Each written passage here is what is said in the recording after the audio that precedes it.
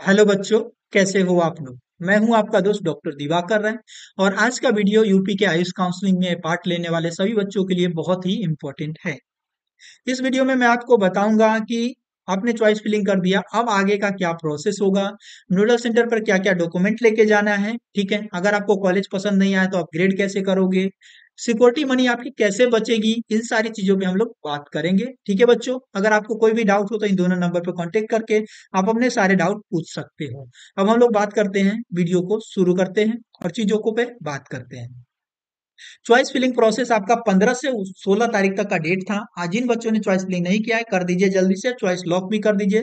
Seat allotment कल आ जाएगी 17/9 को 5 बजे। नोडल सेंटर पर 18 से लेकर के 20 तारीख तक आपको जाना है, 10 बजे से लेकर के 5 बजे तक। नोडल सेंटर लखनऊ की जो होम्योपैथी मेडिकल कॉलेज है वहीं पे है। ठीक है बच्चों।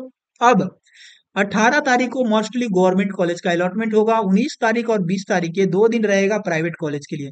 जो बच्चे किसी कारणवश 18 तारीख को अगर जो डॉक्यूमेंट वेरिफिकेशन के लिए लखनऊ नहीं पहुंच पाते हैं, वो बच्चे 19 और 20 तारीख को पहुंच सकते हैं। ठीक है बच्चों, हालांकि ऑफिशियल नोटिफिकेशन अभी आना बाकी है। उसके बाद अलॉटमेंट लेटर डाउनलोड कर लें। जैसे ही आपने रिपोर्ट किया उसके जस्ट बाद अलॉटमेंट लेटर डाउनलोड करके आपको कॉलेज में जाके एडमिशन प्रोसेस पूरा करना होगा। ठीक है बच्चों, ये इसकी लास्ट डेट है आपको 22/9/2023 तक। कॉलेज की फीस आपका मैक्सिमम जो कॉलेज की फीस है वो डीडी के फॉर्म में जमा होती है। आप कैश भी जमा कर सकते हो, चेक के फॉर्म में भी जमा कर सकते हो, कोई इशू नहीं है। सिर्फ गुरु गोरखनाथ और जीएस हापुड़ जो है ये दो कॉलेज है जो डीडी चेक के फॉर्म में एक्सेप्ट नहीं करते हैं, लेकिन डिमांड ड्राफ्ट आपका एक्सेप्ट करते हैं। और कैश जो है या आरटीजीएस जो है उसके थ्रू जो है पेमेंट लेते हैं। ऑनलाइन ट्रांजेक्शन वो लोग एक्सेप्ट करते हैं सारे कॉलेज वाले, तो परेशान होने की जरूरत नहीं है। ठीक है बच्चों। उसके बाद अगर आपको कॉलेज पसंद नहीं आया तो आपको नोडल सेंटर पर रिपोर्ट करने के बाद आपको कॉलेज में जाना है, वहां एडमिशन लेना है। एडमिशन लेना है, फीस भरनी है और वहीं पर आपको अपग्रेडेशन की फॉर्म भरनी होगी। ठीक है, तो वहां पर आपको अपग्रेडेशन की एक फॉर्म दी जाएगी, उस फॉर्म को भर देना है। ठीक है। तो ठीक है बच्चों, अब हम लोग बात करते हैं नेक्स्ट इंपॉर्टेंट थिंग की जो बहुत इंपॉर्टेंट है, वो है सिक्योरिटी मनी। कंडीशन क्या है, धरोहर धनराशि जब्त हो जाएगी। अच्छे से समझिएगा। प्रथम द्वितीय तृतीय एवं स्ट्रे वैकेंसी चक्रों में आवंटित प्राप्त अभ्यर्थी यदि आवंटित संस्था में प्रवेश नहीं लेता है तो, जैसे फर्स्ट राउंड, सेकेंड राउंड और थर्ड राउंड भैया ना, उसमें अगर आप नोडल सेंटर चले गए, कहाँ चले गए भैया, नोडल सेंटर कहाँ, लखनऊ। तो नोडल सेंटर अगर लखनऊ पहुंच गए ना आप, और वहां पर जाकर डॉक्यूमेंट वेरिफिकेशन करा लिया, वेरिफिकेशन कराने के बाद आपको कोई कॉलेज अलॉट हो गया, मान लीजिए वाराणसी का कॉलेज अलॉट हो गया, तो वाराणसी के जो कॉलेज अलॉट हो गया उसमें एडमिशन आपको लेना होगा। चाहे वो फर्स्ट राउंड हो, सेकेंड राउंड हो, थर्ड राउंड हो, किसी भी राउंड में आपको एडमिशन लेना होगा। अगर आप एडमिशन नहीं लीजिएगा ना तो आपका सिक्योरिटी मनी जब्त कर लिया जाएगा, मतलब रिफंड नहीं होगा। समझ गए। उसके बाद स्ट्रे वैकेंसी राउंड में, जो लास्ट राउंड होता है उसमें आपको जो कॉलेज अलॉट होता है उसमें एडमिशन लेना ही होगा।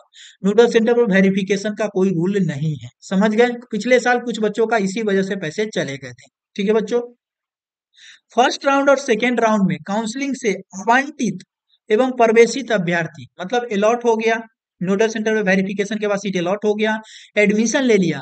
अगर मान लीजिए वाराणसी कॉलेज में एडमिशन ले लिया और आपको कॉलेज हो गया अपग्रेड लखनऊ का, और लखनऊ के कॉलेज में जाके आप एडमिशन नहीं लेते हो तो आपकी सिक्योरिटी मनी जब्त कर ली जाएगी। अब तीसरा कंडीशन है, यदि आयुष से admission double A triple C की जो काउंसलिंग है उसमें अगर आपको सीट अलॉट हो जाता है, तो आपका जो कॉलेज की जो फीस है उसमें से 1,000 रुपए आपका काट लिया जाएगा और सिक्योरिटी मनी वापस कर दी जाएगी। ठीक है बच्चों, तो ये तीन कंडीशन है जिससे आप अपने सिक्योरिटी मनी को बचा सकते हैं। ठीक है, इसे फ्लो चार्ट दिया गया है, इस पे मैंने पहले ही वीडियो बना के आपको समझा दिया है। फिर भी अगर आपको कोई भी डाउट होता है तो आप जरूर बात करो, चीजों को समझो, गलतियां मत करो। गलतियां करने के बाद आपको हम भी हेल्प नहीं कर सकते, हम या हमारी टीम का कोई भी मेंबर आपकी तभी हेल्प करेगा जब आप सही समय पर हमारी टीम से बात करोगे। ठीक है बच्चों, तो इन सारी चीजों का ध्यान रखना। अब हम लोग बात करते हैं डॉक्यूमेंट की लिस्ट का, कि डॉक्यूमेंट जो ऑनलाइन में जो डॉक्यूमेंट आपने डाला है वो, और ऑफलाइन में कौन कौन सी डॉक्यूमेंट लगेगी। ठीक है, तो अभिलेखों का ऑनलाइन सत्यापन, जो ऑनलाइन डॉक्यूमेंट का जो सत्यापन हुआ है वो ये है। ठीक है। उसके बाद अभिलेखों का फिजिकल वेरिफिकेशन आपका किसका किसका होगा ये समझ लीजिए। नीट यूजी का प्रवेश पत्र एवं स्कोर कार्ड, मतलब नीट का भैया एडमिट कार्ड और मार्कशीट, ये दोनों ले जाना है। हाई स्कूल एवं समकक्ष के अंक पत्र, प्रमाण पत्र और प्रवेश पत्र, मतलब कि मार्कशीट आपको होना चाहिए, सर्टिफिकेट मतलब इंटरमीडिएट 10th पास सर्टिफिकेट, और एडमिट कार्ड अगर नहीं है तो कोई इशू नहीं है। इंटरमीडिएट का भी मार्कशीट आपको ले जाना है, एडमिट कार्ड है तो ले जाइए, और ट्रांसफर सर्टिफिकेट आपके पास होना चाहिए।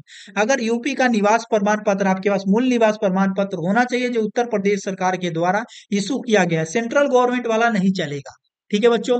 पांचवा, गवर्नमेंट कॉलेज के लिए जो भी अगर डॉक्यूमेंट, जो डोमिसाइल सर्टिफिकेट, जो कैटेगरी सर्टिफिकेट है, जो भी जनरल, ओबीसी, ईडब्ल्यूएस जो भी है वो लेके जाना होगा। ठीक है।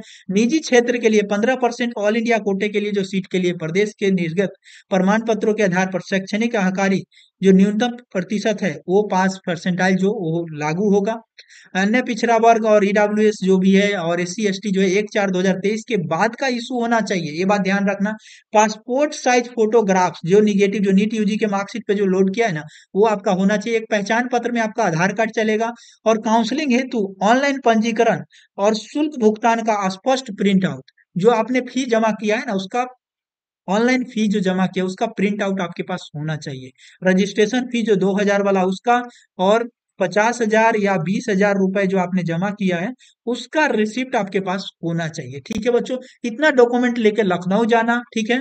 वहां पर मेरे टीम मेंबर्स भी होंगे, उनका नंबर भी मैं रिलीज कर दूंगा कि मेरे टीम मेंबर्स में कौन है वहां पर लखनऊ में, वो आपको जरूर हेल्प करेंगे किसी भी तरह की कोई भी हेल्प चाहिए तो। इस वीडियो को हम लोग यहीं तक रखते हैं, मिलते हैं अगले वीडियो में, तब तक के लिए बाय बाय।